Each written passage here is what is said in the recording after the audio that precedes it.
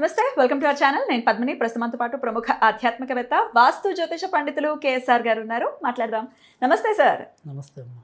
Sir, ఏ రాశి వాళ్ళు లక్ష్మీదేవిని ఉన్నటువంటి అష్టలక్ష్ముల్లో ఏ రాశి వారు ఏ లక్ష్మిని పూజిస్తే చాలా చాలా విశేషంగా వారికి కలిసి వస్తుంది అనేది మీరు చెప్తూ ఉన్నారు సార్.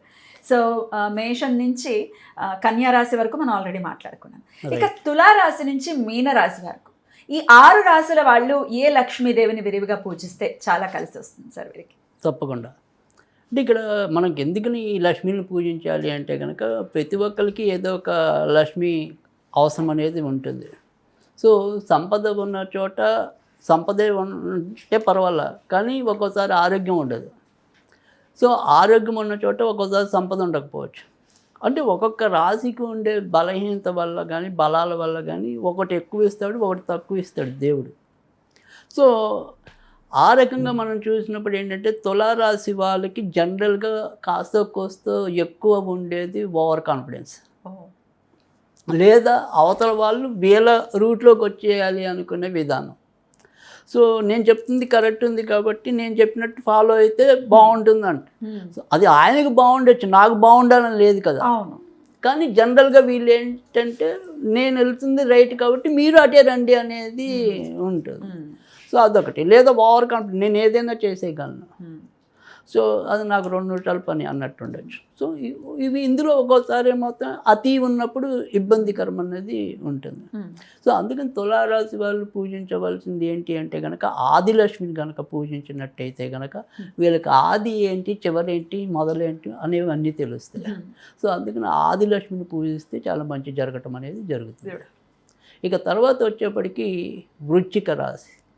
సో వృశ్చిక రాశి, మేష రాశి 2 కూడా కొద్దిగా తొందరపాటు గుణాలు అనేవి ఉంటాయి కుజుడు వల్ల సార్. కుజుడు వల్ల. అయితే మేష రాశి ఇంకా కొద్దిపాటి బెటర్ ఉంటుంది. వృశ్చిక రాశి వాళ్ళంటే కొద్దిగా ఏమంటాం మొండితనంతో పాటు, అంటే తొందరపాటుతో పాటు ఒక్కోసారి మూర్ఖత్వం కూడా వచ్చే అవకాశాలు ఎక్కువ ఉంటాయి. సో అది కొద్దిగా ఒక పాలు మేష రాశిలో తక్కువ ఉంటాయి. ఈ వృశ్చిక రాశిలో జనరల్గా ఉంటే మటుకు, ఎందుకంటే జ్యేష్ఠ అక్కడ ప్రమాదకరమైనది, ఎందుకంటే చంద్రుడికి అక్కడ నీచం, అనురాధం నీచం. సో కాస్త కూస్తే ఏదైనా ఉంటే కొంత బెటర్. విశాఖ 4వ పాదం ఉంటుంది. ఈ అనురాధ జ్యేష్ఠ ఏదో తెలియని మొండితనం, మూర్ఖత్వం ఉంటాయి. సో అందుకని వాళ్ళకి విద్యాలక్ష్మి కావాలి. సో ఏది అనేది జ్ఞానం అనేది ఉండాలి కాబట్టి వాళ్ళు విద్యాలక్ష్మిని పూజించినట్టయితే కనుక చాలా మంచి జరగటం అనేది ఉంటుంది. ఇక తర్వాత వచ్చేప్పటికీ ధనుర్రాశి. ధనుర్రాశి వారికి అన్నీ బాగానే ఉంటాయి. అంటే ఏదైనా సరే తొందరగానే ఆకలింపు చేసుకునే గుణం ఉంటుంది ఏ సబ్జెక్ట్ అయినా కానీ ఆ విజయం లభించడం అనేది తక్కువ ఉంటుంది. ఎందుకంటే ధనుర్రాశి నుంచి చూసినప్పుడు లాభాధిపతి శుక్రుడు అవుతాడు. సో శుక్రుడు వీళ్ళకి పరిపూర్ణంగా యోగించటం అనేది ఉండదు. అందుకని వీళ్ళు రకరకాల కళల్లో, రకరకాల విషయాల్లో ప్రావీణ్యత అనేది ఉండొచ్చు, కానీ నిరూపించుకోవచ్చు, కానీ అంతే రీతిలో సక్సెస్ రాదు. ఆ విజయం అనేది ఎప్పుడు కూడా ఆమడ దూరంలో వచ్చి ఆగిపోతూ ఉంటుంది. సో అందుకని వీళ్ళు విజయలక్ష్మిని పూజించాలి. సో విజయలక్ష్మిని పూజిస్తే ఖచ్చితంగా మంచి జరగటం అనేది ఉంటుంది. ఇక తర్వాత వచ్చేప్పటికీ మకర రాశి. మకర రాశి వాళ్ళు కూడా కాస్త కూస్తో ఒక్క పిసరు తులారాశితో గుణంగానే, అంటే కొద్దిగా మొండితనము కానీ పట్టుదల. కానీ తులారాశికి దీనికి మకర రాశికి తేడా ఏంటంటే తులారాశి కొద్దిగా ఎక్స్ప్రెసివ్. అంటే వాళ్ళ భావాలు ఏవైనా సరే ఈజీగా అవతల వాళ్ళకి చెప్పుకోగలుగుతారు, కన్విన్స్ చేయగలుగుతారు. కానీ మకర రాశి వాళ్ళు మొదట కొద్దిగా రిజర్వ్డ్గా ఉండి తర్వాత ఎక్కువ జనాలతో ముందుకు వచ్చే విధానం ఒకటి ఉంటుంది. తర్వాత రెండోది ఏంటంటే మకర రాశి వాళ్ళకి, తర్వాత కుంభరాశి, నెక్స్ట్ రాశి, ఈ 2 రాశుల మీద శని ప్రభావం ఎక్కువ ఉంటుంది కాబట్టి సాధారణంగా మొట్టమొదటి కష్టాలు ఎక్కువ ఉంటాయి. ఎప్పుడు ఏవో రకమైన ఆలస్యాలు, ఆటంకాలు ఎదురయ్యాయి. తర్వాత విజయం సాధించటం అనేది అంటే ఒక 30-35 ఇయర్స్ తర్వాత ఈజీగా నాకు అనుభవంలో ఉన్నంత వరకు 30 మీరు చెప్పినట్టు కనీసం 30+. సో 30 to 36 మధ్య ఎక్కువ బాగుండటం అనేది చూసా. సో ఆల్మోస్ట్ ఆల్ 30+ అనుకోండి. సో అప్పటిదాకా ప్రతిదీ స్లో, అంటే అప్పటికే జీవితంలో చాలా ఏమంటారు అన్ని పార్శ్వాలు చూసేసి ఉంటారు. అంటే చిన్నప్పుడే బాధ్యతలు వచ్చేయటం కానీ, అప్పటిలోనే ఫ్రెండ్స్ వాళ్ళతో వ్యాపారాలు పెట్టేసి అవి దెబ్బతినటం కానీ, సో అంటే జీవితంలో అన్ని కోణాల్లో ఇంచుమించు అనుభవించే లోపే వచ్చేస్తుంది పరిణతి అనేది వచ్చేస్తుంది. సో బాగా ఫైట్ చేసి ముందుకు వచ్చే వాళ్ళు ఎక్కువ వీళ్ళు ఉండటం అనేది ఉంటుంది. మకర రాశి వాళ్ళు, కుంభం కూడా ఎక్కువ ఉంటుంది. సో అయితే మకర రాశి వాళ్ళు పూజించవలసింది ఏంటంటే కనుక వీళ్ళు ధైర్యలక్ష్మిని పూజించాలి.